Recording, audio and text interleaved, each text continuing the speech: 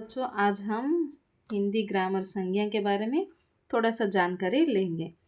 तो संज्ञा किसे कहते हैं? संज्ञा यानी इंग्लिश में क्या है? नाउन है। ये किसे कहते हैं? किसी व्यक्ति, वस्तु, स्थान आदि के नाम को संज्ञा कहते हैं। एग्जाम्पल: पशु, गाय, राम, भारत, ताजमहल इत्यादि। जो भी नेमिंग वर्ड्स है उसे क्या कहते हैं? संज्ञा कहते हैं। ठीक है। ये जो संज्ञा है कितने प्रकार के हैं? 5 प्रकार के होते हैं। तो वो क्या क्या है? व्यक्तिवाचक संज्ञा, जातिवाचक संज्ञा, समूहवाचक संज्ञा, द्रव्यवाचक संज्ञा, भाववाचक संज्ञा। तो ये 5 के बारे में थोड़ा अधिक जानकारी लेंगे। तो पहले क्या है? व्यक्तिवाचक संज्ञा। तो व्यक्तिवाचक यानी क्या है? जिन शब्द से किसी विशेष व्यक्ति, स्थान अथवा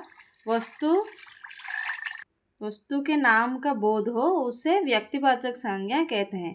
तो व्यक्तिवाचक संज्ञा यानी क्या है? कोई भी पर्सन के बारे में कहा जाए तो वो क्या है? व्यक्तिवाचक संज्ञा। कोई एक देखो, जैसे जयपुर, दिल्ली, रामायण, अमेरिका, राम, श्याम, ताजमहल।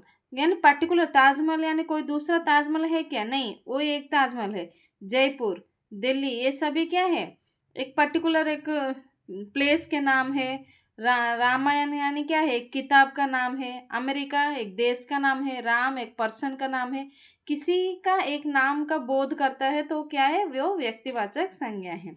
उसके बाद आया है जातिवाचक संज्ञा। जातिवाचक संज्ञा किसे कहते हैं? जिस शब्द से किसी प्राणी या वस्तु की समस्त जाति को बोध होता है उन शब्द को जातिवाचक संज्ञा कहते हैं।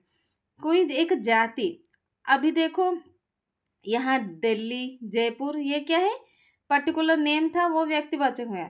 ये सब क्या है? देश है।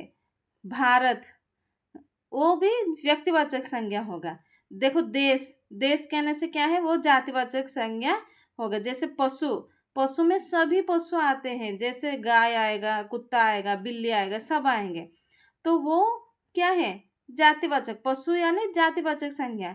उस पशु में हम कोई एक बिल्ली को लेंगे, कोई बिल्ली का नाम होगा या कुत्ता का कोई एक नाम होगा, क्या है? उसे में हम व्यक्तिवाचक संज्ञा कहेंगे। फूल, फूल यानी हर फूल उसमें आ जाता है, इसलिए वो जातिवाचक संज्ञा है। अगर हम कोई गुलाब कहेंगे तो वो क्या है? व्यक्तिवाचक संज्ञा होगा। फूल कहने से हर फूल जाति को आता है, हर फूल इसमें आता है, इसलिए वो जातिवाचक। मनुष्य, मनुष्य में सब आते हैं, हर मनुष्य आता है। पर राम कहने से, श्याम कहने से कोई एक व्यक्ति आता है, इसलिए वो व्यक्तिवाचक संज्ञा है। और मनुष्य क्या है? जातिवाचक।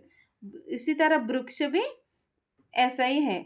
कोई वृक्ष कहने से जातिवाचक, कोई पर्टिकुलर तुलसी यानी बरगद, आम, ये सब कहने से वो क्या है? व्यक्तिवाचक होगा। वृक्ष के या पेड़ कहने से वो जातिवाचक संज्ञा होगा। उसके बाद आता है समूहवाचक संज्ञा। समूहवाचक संज्ञा किसे कहते हैं? जब किसी संज्ञा शब्द से व्यक्ति या वस्तु के समूह का बोध होता है तब उसे समूहवाचक। समूह यानी क्या है? ग्रुप। इसमें देखो, परिवार, परिवार में कोई एक पर्सन होगा क्या? नहीं ना। 2 से ज़्यादा व्यक्ति मिलकर क्या है? उसे परिवार कहते हैं, इसलिए वो समूहवाचक। कक्षा, एक ही बच्चे से कक्षा होगा क्या? नहीं, इसलिए वो समूहवाचक। सेना, भीड़, टोली, ये सब क्या है? समूहवाचक संज्ञा है। उसके बाद द्रव्यवाचक संज्ञा। जब किसी संज्ञा शब्द से किसी द्रव्य का बोध हो तो उसे द्रव्यवाचक संज्ञा कहते हैं। द्रव्य यानी क्या है? लिक्विड। कोई भी लिक्विड के नाम आता है तो वो क्या है? द्रव्यवाचक संज्ञा। जैसे पानी, लोहा, तेल, घी, दाल। द्रव्यवाचक संज्ञा में हमारे रसोई के घर में जो भी वस्तु है वो सभी क्या है? वस्तु यानी क्या है? जो दाल, चावल, घी, गेहूँ, ये सभी क्या है? द्रव्यवाचक होगा। उसी तरह लोहा, सोना, ये सभी भी द्रव्यवाचक संज्ञा होगा। पेट्रोल, पानी, ये सभी भी द्रव्यवाचक संज्ञा। भाव यानी क्या है? भाव यानी फीलिंग्स, हम जो सोचते हैं उसे भाववाचक संज्ञा कहते हैं। डेफिनेशन देखिए, जिस संज्ञा शब्द से किसी गुण, दोष, भाव अथवा दशा का बोध होता है उसे भाववाचक संज्ञा कहते हैं। किसी का गुण का, दोष का, उसका भाव यानी दशा का बोध होता है। जैसे बचपन, बचपन यानी क्या है, बचपन अभी हमारा चल कंटिन्यू है क्या, नहीं, जो हो गया हम बचपन यानी फीलिंग, जवानी, बुढ़ापा, भला, महता, सुंदरता, मधुरता, सत्य, कोमलता आदि। कोमलता हम वो फील करते हैं कितना कोमल है, कोई एक फूल को टच करने से हम फील करते हैं कि ये कितना कोमल है, तो वो क्या है, भाववाचक संज्ञा है। शायद आपको समझ में आया होगा सभी। इसमें किसी को कुछ डाउट है तो मुझे कमेंट बॉक्स में कमेंट कीजिए। धन्यवाद।